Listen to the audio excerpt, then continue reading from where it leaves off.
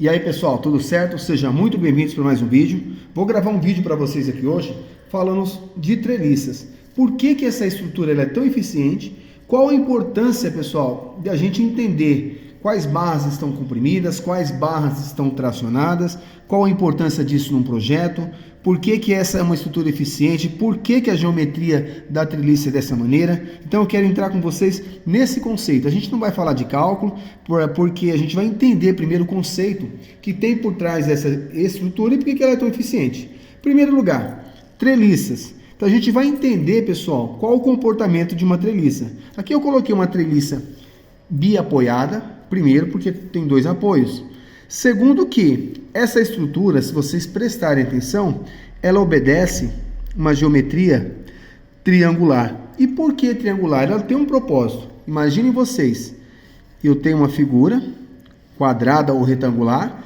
Imagine você que se eu aplicar uma carga nesse sentido, a tendência dessa peça é ficar nesse formato. Ela vai se deslocar, ela não tem uma estabilidade. A partir do momento que eu faço uma diagonal, ou seja, eu faço um travamento, eu tenho dois triângulos e eu tenho agora uma estrutura eficiente. Por isso, em questão de estabilidade, a treliça, pessoal, ela é uma estrutura bem estável. Segundo lugar, nós. O que são nós? Encontro dessas duas barras aqui, ó, dessas barras, a gente chama de nó, certo? No encontro de barras a gente chama de nó. E é nos nós, pessoal, que são concentrados as nossas cargas. Por quê? Porque a treliça a gente considera ela como sendo uma estrutura rotulada. Isso quer dizer o quê? Que essas barras, elas não têm capacidade, nessa ligação, não tem capacidade de absorver momento fletor. Exemplo, se eu tenho essa barra aqui, e ela está aqui, a gente imagina que esse nó esteja rotulado. Se eu aplicar uma carga no centro dessa barra, a tendência dela é querer girar. Como essa ligação ela não tem capacidade de absorver momento fletor, ela vai ser desestabilizada, ou seja, ela vai sofrer uma deformação muito grande por conta disso. Segundo ponto, o que a gente tem que prestar atenção?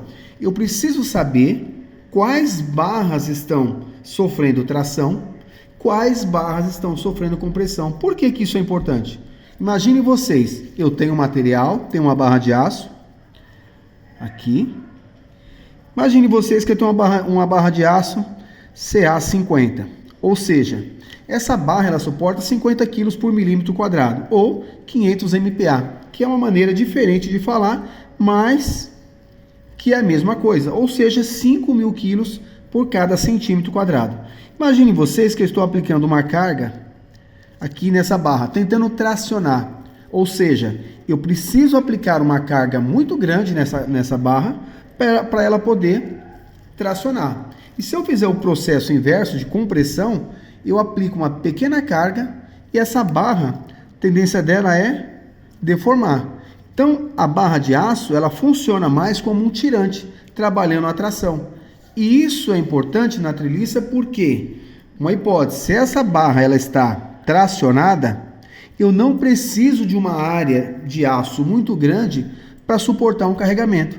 Mas se essa barra estiver comprimida, eu preciso aumentar a seção dessa barra. Para quê? Para que ela suporte uma compressão, para ela não acontecer esse fenômeno. Ou em outros casos, pessoal, muita gente coloca uma diagonal aqui como travamento. Para que serve essa diagonal? Às vezes, quando eu tenho uma diagonal comprimida muito longa, para eu otimizar essa barra, eu ponho essa barra aqui diminuindo o comprimento de flambagem. Então, essa é uma estratégia que os projetistas usam para poder calcular as treliças, para poder otimizar o projeto. Outra coisa que é muito importante nas treliças, pessoal, a altura. Se eu tenho uma treliça muito baixa, eu vou ter uma força muito grande, tanto no banzo inferior, quanto no banzo superior. Por quê? O momento fletor é igual a força vezes uma distância, certo? Se eu dividir o meu momento pela distância, ou seja, por essa distância aqui, por esse braço de alavanca, vamos imaginar que aqui eu tenho 50 centímetros, se eu dividir o momento pela essa altura, quanto maior for essa altura, menos será a força. Então, divido o momento pela distância e eu consigo reduzir a força no meu banzo inferior e a força no meu banzo superior.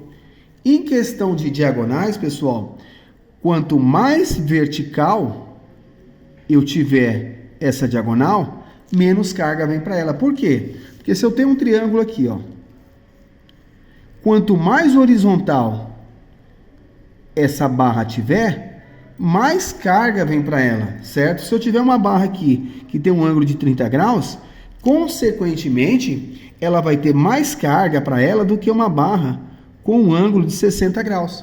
Então, a gente sabendo isso, geometria básica, né, pessoal? Se a gente trabalhar com treliças, com diagonais mais verticais, com certeza eu vou ter menos carregamento, menos carga vindo aqui, que a gente chama a tal da força cortante na estrutura.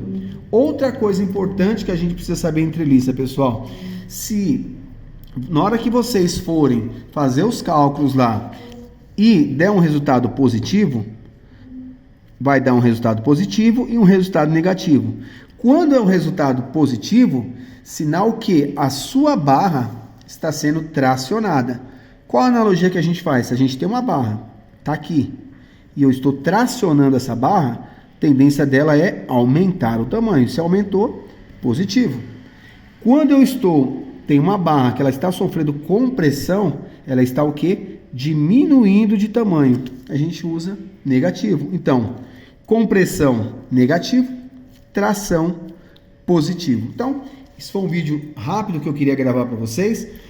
Vou gravar vídeos mais para frente aí, calculando os nós, as forças, né, as normais, né, de compressão, as normais de tração de cada barra, mas mais importante isso aí, pessoal, a gente entender o funcionamento de uma treliça. Uma coisa que eu ia falar que é muito importante, porque que a treliça é tão eficiente, porque ela vence grandes vãos, certo? Com um peso muito pequeno, diferentemente do concreto armado. Porque imagine, uma viga de 1 metro, 1 metro de comprimento por 1 metro de altura, o concreto armado ele pesa 2.500 quilos por metro cúbico. Então, é inviável praticar uma estrutura muito longa em concreto armado, porque só o peso da estrutura, pessoal, já vai causar uma fundação muito grande, certo? Deslocamentos muito grandes, momentos fletores muito grandes. Então, quando tem distâncias muito grandes, vãos muito grandes a ser vencidos, o mais inteligente, né, se projeto, claro, permitir, é trabalhar com uma estrutura em treliça, justamente pela sua eficiência, pela forma triangular, pela sua estabilidade, por vencer grandes vãos, por otimizar o tempo, né, com a estrutura em treliça, a gente consegue aí otimizar o tempo de obra. Então é uma estrutura bem eficiente. Então aqui foi um vídeo mais para a gente conhecer como trabalha uma treliça, quais são os pontos frágeis de uma treliça, e no próximo vídeo eu vou estar calculando aí com vocês uma treliça bem simples para a gente começar, as normais e normal de compressão e normal de tração. Então espero que vocês tenham gostado do vídeo. Se gostarem, mais uma vez, se inscrevam no canal e até uma próxima.